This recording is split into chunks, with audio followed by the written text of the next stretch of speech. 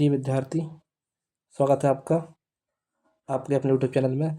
ये देखते हैं कक्षा 9वीं का पेपर है गणित विषय का 2024-25।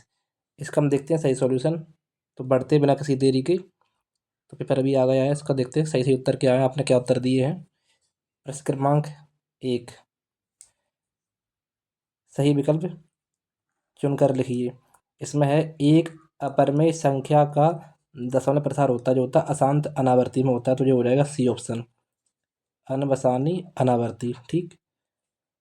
फिर प्रश्न दूसरा है एक शून्योत्तर अचर बहुपद की घात होती है। शून्योत्तर की घात कैसी होती है? एक शून्योत्तर अचर बहुपद की घात होती है तो शून्य होगी। शून्योत्तर अचर बहुपद की घात शून्य होगी। आगे बढ़ते हैं। प्रश्न क्रमांक 3। प्रश्न क्रमांक 3 है कार्तीय तल में क्षैतिज रेखा को क्या कहते हैं? तो क्षैतिज रेखा को अपन क्या कहते हैं? ये रेखा ये कहलाती है एक्स अक्ष। इसका उत्तर बी हो जाएगा, एक्स अक्ष कहते हैं क्षैतिज रेखा को। प्रश्न नंबर 4, दो चर वाले रैखिक समीकरण का मानक रूप है। तो इनमें होगा A X plus B Y plus C बराबर 0। सी ऑप्शन सही है, दो चर वाला समीकरण है, ए का मान 0 नहीं है, बी का मान 0 नहीं होगा। आगे बढ़ते हैं प्रश्न क्रमांक 5 की ओर। एक समद्विबाहु त्रिभुज की बराबर भुजाओं के सम्मुख कोण बराबर होते हैं। समद्विबाहु त्रिभुज की समान हो जाती है, सामने वाले कोण समान होते हैं। गोले का पृष्ठीय क्षेत्रफल का सूत्र बताइए। तो जो होता है 4πr² गोले का वक्र पृष्ठ या गोले का पृष्ठीय क्षेत्रफल। इसके बाद बढ़ते हैं आगे प्रश्न क्रमांक 2 की ओर, ये इंग्लिश मीडियम वालों के लिए है। तो यहाँ पर प्रश्न क्रमांक 2 है रिक्त स्थानों की पूर्ति कर लिखिए। π/2x² प्लस एक्स में एक्स का गुणांक, तो यहाँ एक्स का गुणांक 1 है, अकेला एक्स है यहाँ पे, तो एक्स का गुणांक 1 है, तो इसमें 1 हो जाएगा, सही है जी। बिंदु 0 और -2 में भुज का मान बताओ। तो 0 भुज है यहाँ पर और -2 कोटि है, तो भुज क्या होगा? भुज 0 हो जाएगा, जो कि सही है। यदि 3x + y = 4 तो y का मान बताइए। तो 4 को इधर करेंगे माइनस के बन जाएंगे, 3x और 3y माइनस बराबर बन जाएंगे माइनस के 4 बन जाएंगे, तो y बराबर -4/3 हो जाएगा, जो कि सही है, -4/3। इसके बाद चलते हैं, यहाँ पर आपसे बोल रहे हैं समान त्रिज्याओं वाले दो वृत्त, अगर त्रिज्या समान है तो वृत्त सर्वांग सम हो जाएंगे। सर्वांग सम वृत्त होते हैं एक सम चतुर्भुज के विकर्ण परस्पर एक दूसरे को क्या करते हैं? लंब समद्विभाजित करते हैं, 90 डिग्री पर करते हैं और समान भाग में बांटते हैं। किसी वृत्त के केंद्र से जीवा पर डाला गया लंब जीवा को समद्विभाजित करता है, तो उसे क्या करता है? समद्विभाजित, समान दो भाग में विभाजित करता है, समद्विभाजित करता है, यहाँ पर जो हो जाएगा। ठीक। आगे बढ़ते हैं प्रश्न क्रमांक 3 की ओर। तो प्रश्न क्रमांक यहाँ 3 है, क्या है कि सत्य असत्य लिखिए। पूर्ण संख्याओं को अक्षर W से व्यक्त करते हैं। हाँ बिल्कुल करते हैं, सही है जी। होल नंबर बोलते हैं तो W से दर्शाते हैं।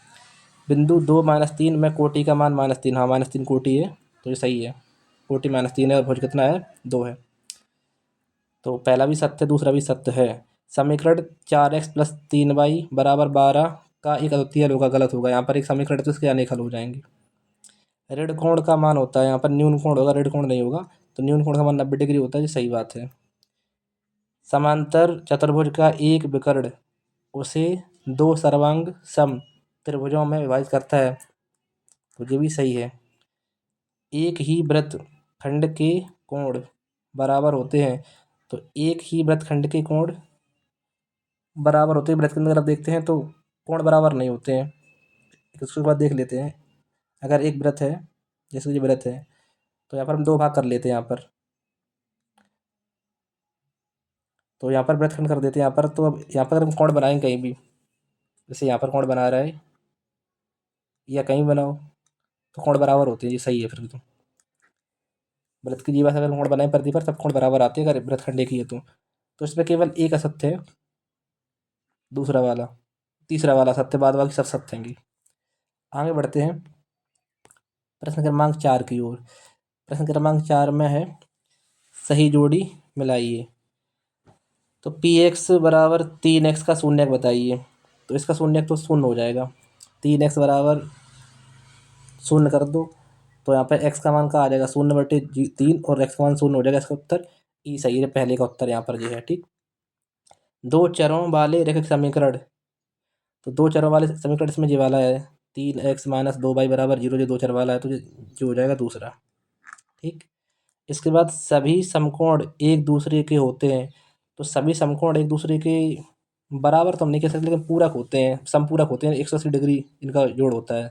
तो सभी समकोण एक दूसरे के, जैसे कि ये एक समकोण है यहाँ पर, तो इधर भी समकोण है तो इसका जोड़ होता है 180 डिग्री। तो यहाँ बराबर नहीं होना चाहिए, इसका उत्तर ये होना चाहिए 180 डिग्री। समपूरक होते हैं सभी समकोण एक दूसरे के, और संपूरक कोण का जोड़ 180 डिग्री होता है। वे रेखाएं जो एक ही रेखा के समांतर हों परस्पर होती हैं। तो समांतर होती हैं, अगर एक रेखा की समांतर रेखा खींचेंगे तो सब रेखा समांतर हो जाएंगे। इसका उत्तर जो हो जाएगा नंबर 4 का। ठीक, समांतर होती है। इसके बाद देखते हैं आयत का प्रत्येक कोण होता है 90 डिग्री का, तो इसका हो जाएगा डी 90 डिग्री। आयत का प्रत्येक कोण 90 डिग्री होता है, इसका 90 डिग्री हो जाएगा। तो आगे बढ़ते हैं प्रश्न क्रमांक 5 की ओर। प्रश्न क्रमांक 5 है। प्रश्न क्रमांक 5 में आपसे पूछ रहे हैं एक शब्द या एक वाक्य में उत्तर लिखिए। एक समबाहु त्रिभुज का परिमाप है 60 मीटर। तो बताइए क्षेत्रफल कितना होगा। परिमाप 3 भुजा होती है, समबाहु त्रिभुज में 3 से भाग करें तो 20 मीटर भुजा आ जाएगी। भुजा अगर 20 आ जाएगी, क्षेत्रफल बन जाएगा √3/4 भुजा स्क्वायर, यानी 20 का वर्ग बन जाएगा 400। भाग करोगे तो 4 से तो आ जाएगा 100√3 आ जाएगा, 100√3 मीटर स्क्वायर। एक समांतर चतुर्भुज ABCD का विकर्ण AC कोण ए को समद्विभाजित करता है। तो ABCD क्या होगा। अब देखो यहाँ पर एक समांतर चतुर्भुज है, जैसे कि ये चतुर्भुज यहाँ पर है, समांतर मान लेते इसको हम। यहाँ पर बोल रहा है ABCD है जी, यहाँ पर A और ये B और C और ये D मान लेते हैं। विकर्ण AC है यहाँ पे, ये विकर्ण है AC, ये विकर्ण AC है। कोण ए को समान भाग में बांटता है, ये वाला कोण और ये वाला कोण बराबर यहाँ पर है। तो यहाँ पर बोल रहा है ABCD क्या होगा, ABCD क्या होगा। अगर समान भाग में बांटते ये बन जाएगा आयत, बन जाएगा। ये 45 डिग्री 45 ये हो जाएगा, तो फिर 90 डिग्री जी प्रत्येक कोण 90 डिग्री, तो ये क्या होगा, एक आयत होगा। इसका उत्तर हो जाएगा आयत। ठीक, आगे बढ़ते हैं। प्रश्न क्रमांक 3।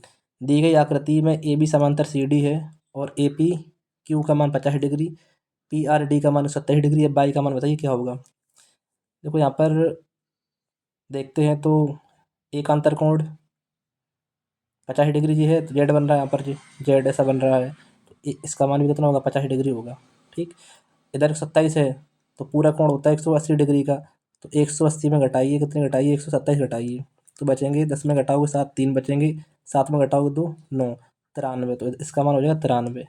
अगर हम 93 को जोड़ते हैं और कितने को जोड़ते हैं, 50 को, तो 93 कहाँ से हो जाएगा, घटाओगे यहाँ पर कितने बचेंगे, 7 में घटाओगे 2, 2 तो बचेंगे 5, 53 हो जाएगा।